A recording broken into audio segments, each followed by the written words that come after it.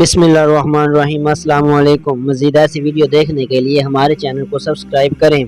11 ہجری کا ماہ ربیع الاول شروع ہوا، وہی ماہ ربیع الاول جس میں 63 برس پہلے نبی رحمت کی ولادت باسعادت کی وجہ سے اس جہان رنگ و بو میں بہار آئی تھی، مگر اب کے ماہ ربیع الاول مزدار بہار نہیں بلکہ پیغام خزاں لے کر آیا تھا۔ اس ماہ کے شروع ہونے سے پہلے ہی نبی بیمار ہو گئے تھے۔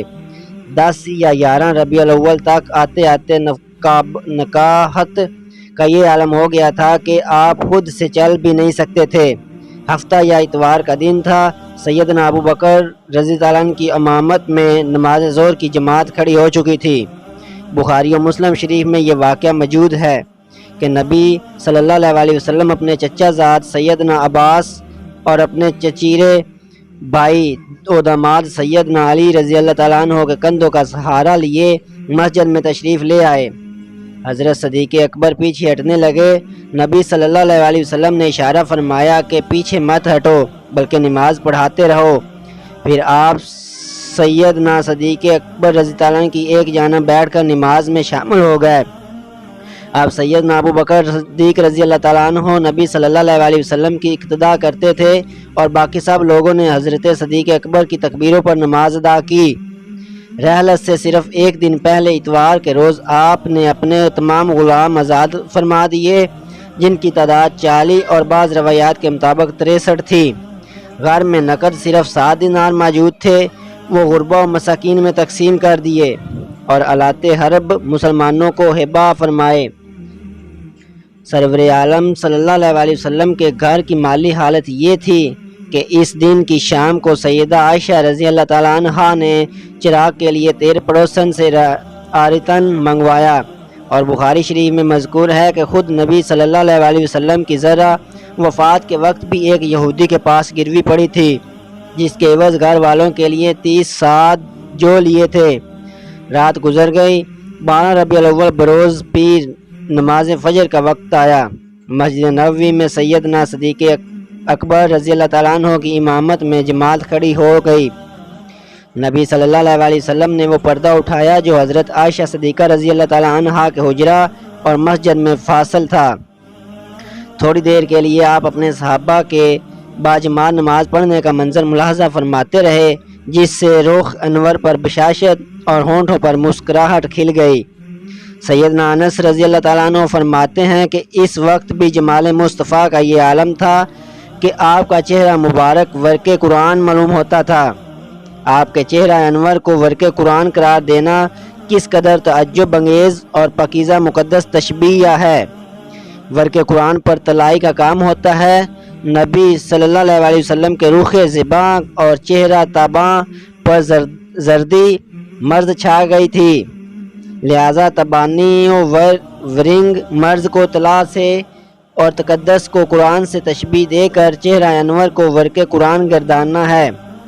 جانثار صحابہ کرام رضی اللہ تعالیٰ عنہ کا شوق دیدار اور فرحت کی بےتابی سے یہ حال ہو گیا کہ جیسے رخ مصطفیٰ صلی اللہ علیہ وسلم کی طرف متوجہ ہو جائیں گے۔ حضرت صدیق رضی اللہ تعالیٰ عنہ یہ سمجھے کہ شاید آپ کا نماز میں آنے کا ارادہ ہے۔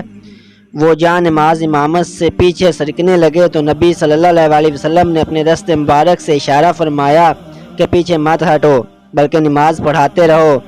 یہی اشارہ تمام صحابہ رضی اللہ اجمعین کی تسکین کا موجب بنا۔ پھر تھوڑی دیر کے بعد آپ نے پردہ گرا دیا اور یہ نماز بھی حضرت صدیق اکبر رضی اللہ عنہ نے مکمل فرمائی۔ اس کے بعد رسول رحمت پر کسی دوسری نماز کا وقت ہی نہیں آیا۔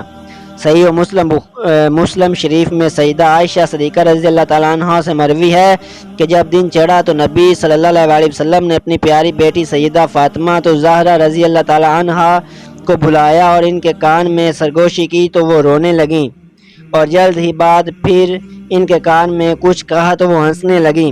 سیدہ عائشہ رضی اللہ تعالیٰ عنہ فرماتی ہیں، میں نے حضرت زہرا سے پوچھا کہ نبی صلی اللہ علیہ وسلم نے ان سے رازداری کے ساتھ کیا فرمایا تھا، تو سیدہ فاطمہ رضی اللہ تعالیٰ عنہ نے فرمایا کہ میں نبی صلی اللہ علیہ وسلم کا بتایا ہوا یہ راز فاش نہیں کرنا چاہتی۔ پھر رحلت مصطفیٰ کے بعد میں نے سیدہ فاطمہ سے دوبارہ پوچھا کہ نبی صلی اللہ علیہ وسلم کی ان سے سرگوشیوں میں کیا راز تھا کہ پہلے آپ روئیں اور پھر ہنسیں؟ تو انہوں نے فرمایا لیجیے اب میں وہ بید آپ رضی اللہ تعالیٰ عنہ کو بتائے دیتی ہوں۔ نبی صلی اللہ علیہ وسلم نے پہلی مرتبہ سرگوشی کے انداز میں مجھے بتایا تھا کہ میرا آخری وقت قریب آ گیا ہے، تم تقوی و پرہیزگاری اختیار کرنا اور صبر سے کام لینا۔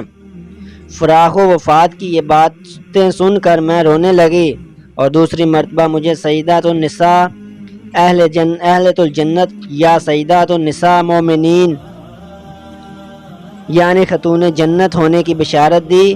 اور بخاری کی ہی ایک حدیث ہے کہ جب نبی صلی اللہ علیہ وسلم نے فرمایا کہ اسی تکلیف کے دوران میری روح قبض کر لی جائے گی تو میں رو دی، اور جب دوسری مرتبہ فرمایا کہ اہل بیت میں سے سب سے پہلے آپ سے جا ملوں گی تو میں ہنسنے لگی۔